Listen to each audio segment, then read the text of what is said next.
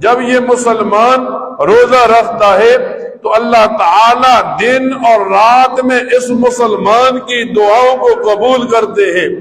جب یہ بات احادیث سے بیان ہوتی ہے، بعض لوگ سوال اٹھاتے ہیں، میں تو رمضان میں دعا کرتا ہوں، میری دعا کا جواب نہیں آتا، میری دعا قبول نہیں ہوتی۔ اب یہ اس آدمی کا ذہن ہے۔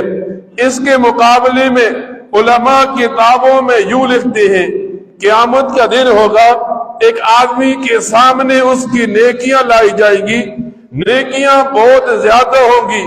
اس آدمی کی ذہن میں یہ بات آئے گی کہ یہ نیکیاں کہاں سے مجھے ملی، تو اسے بتایا جائے گا دنیا میں جو تو دعا کرتا تھا اور دعا قبول نہیں ہوتی تھی، یہ ان نیکیوں، ان دعاؤں کے بدلے میں اللہ تعالیٰ نے نیکیاں عطا کر دی۔ تو فرمایا وہ بندہ وہاں کہے گا کہ کاش دنیا میں زیادہ دعائیں کرتا، اللہ کوئی بھی دعا قبول نہیں کرتا، اور آج اس کا بدلہ مجھے دیا جاتا۔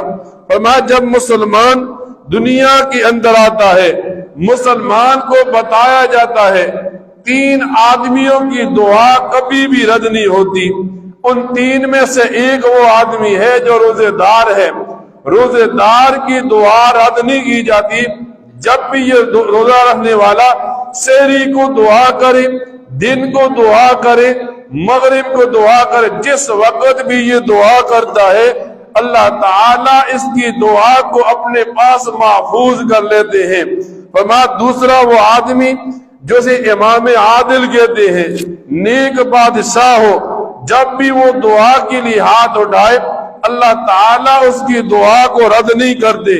اور تیسرا فرمایا مظلوم کی دعا کو، جب مظلوم کسی کے لیے بد دعا کرتا ہے، اللہ تعالیٰ مظلوم کی بد دعا کو رد نہیں کرتے۔